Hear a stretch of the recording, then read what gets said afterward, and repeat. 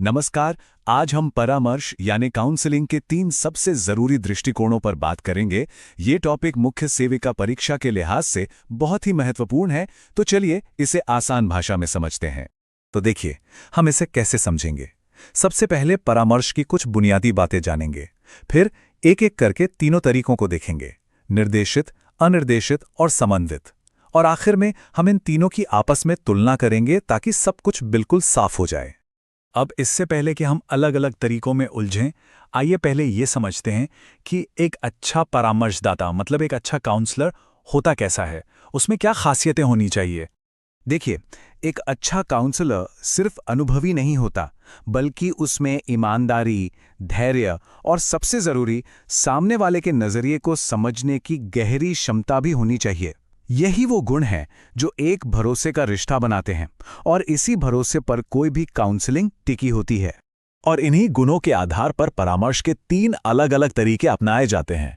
तो चलिए एक एक करके इन तीनों को समझना शुरू करते हैं। तो सबसे पहले बात करते हैं निर्देशित परामर्श की। जैसा कि नाम से ही जाहिर है, यहां पर मुख्य भूमिका परामर्शदाता की होती है, यानी काउंसलर की। इस तरीके को E.G. विलियमसन ने दिया था। ये तरीका ना पूरी तरह से विश्लेषण और तर्क पर आधारित है, मतलब इसमें भावनाओं से ज्यादा तथ्यों और लॉजिक पर ध्यान दिया जाता है। तो यहाँ सबसे जरूरी बात यह है कि इस मॉडल में काउंसलर ही एक तरह से प्रॉब्लम सॉल्वर होता है। वो पूरी सिचुएशन को एनालाइज करता है और फिर आगे बढ़ने के लिए सीधी सलाह देता है, बिल्कुल वैसे ही जैसे कोई डॉक्टर बीमारी का पता लगाकर सीधे दवा लिख देता है। ये पूरा प्रोसेस एक तय रास्ते पे चलता है। ये समस्या को समझने से शुरू होता है, फिर उसका निदान होता है, सलाह दी जाती है और आखिर में फॉलोअप भी होता है, ये देखने के लिए कि सलाह काम आई या नहीं। अब इसका एक बड़ा इंटरेस्टिंग एंगल है इसके फायदे और नुकसान। एक तरफ तो ये तरीका बहुत तेजी से काम करता है, समय बचाता है, लेकिन इसका दूसरा पहलू ये है कि इसमें प्रार्थी या क्लाइंट ज्यादातर पैसिव रहता है। इससे होता यह है कि वो शायद भविष्य में अपनी समस्याओं को खुद हल करने के लिए उतना तैयार नहीं हो पाता। तो चलिए अब सिक्के का दूसरा पहलू देखते हैं, अनिर्देशित परामर्श, जहां पूरा फोकस प्रार्थी पर होता है, काउंसलर पर नहीं। इस मेथड की शुरुआत कार्ल रॉजर्स ने की थी, इसीलिए इसे अक्सर प्रार्थी केंद्रित या क्लाइंट सेंटर्ड काउंसलिंग भी कहते हैं, क्योंकि इसमें सब कुछ क्लाइंट के ही इर्द गिर्द घूमता है। इस तरीके का मूल मंत्र यह है कि हर इंसान के पास अपनी समस्याओं का हल खुद ही होता है। यहां काउंसलर का काम जवाब देना नहीं है, बल्कि उस इंसान को खुद अपना जवाब ढूंढने में मदद करना है।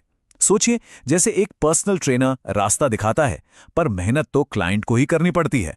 और यहां इसका अंतर साफ दिखता है। ये तरीका व्यक्ति के आत्मविश्वास और खुद की समझ को बहुत गहरा करता है, लेकिन ये बहुत धीमा होता है और हर किसी के लिए या हर प्रॉब्लम के लिए काम नहीं करता, खासकर स्कूल जैसी जगहों पर जहां जल्दी समाधान चाहिए होता है। तो अब सवाल ये उठता है कि अगर एक तरीका काउंसलर ड्रिवन है और दूसरा क्लाइंट ड्रिवन, तो क्या कोई बीच का रास्ता भी है? बिल्कुल है, और इसी सवाल का जवाब हमें हमारे तीसरे तरीके पर लाता है, जिसे कहते हैं समन्वित परामर्श। इसे FC थॉर्न ने विकसित किया था। इसे अक्सर बीच का रास्ता या बेस्ट ऑफ बोथ वर्ल्ड्स कहा जाता है। इसमें काउंसलर जरूरत के हिसाब से अपनी भूमिका बदलता है। कभी वो सीधे सलाह देता है, तो कभी वो क्लाइंट को खुद रास्ता खोजने में मदद करता है। इसकी सबसे बड़ी ताकत है इसका लचीलापन, लेकिन यही इसकी एक चुनौती भी है, क्योंकि इसे सही से अपनाने के लिए काउंसलर का बहुत ज्यादा कुशल होना जरूरी है, वरना कभी कभी कंफ्यूजन हो सकता है कि आखिर लीड कौन कर रहा है। अच्छा, तो अब जब हम तीनों तरीकों को समझ चुके हैं, तो चलिए इन्हें एक साथ रखकर देखते हैं ताकि पूरी पिक्चर और भी क्लियर हो जाए। ये टेबल एक तरह से तीनों तरीकों का निचोड़ है। इस पर ध्यान दीजिए कि कैसे पावर का बैलेंस बदलता है। निर्देशित में पावर काउंसलर के पास है, अनिर्देशित में क्लाइंट के पास, और समन्वित में ये दोनों के बीच बटी हुई है। यही इनका सबसे बड़ा अंतर है। इस चार्ट में भी यही बात दिखती है कि क्लाइंट कितना एक्टिव रहता है। निर्देशित मॉडल में उसकी भूमिका सबसे कम है, अनिर्देशित में सबसे ज्यादा। और समन्वित मॉडल, जैसा नाम से ही जाहिर है, इन दोनों के बीच में एक संतुलन बनाता है।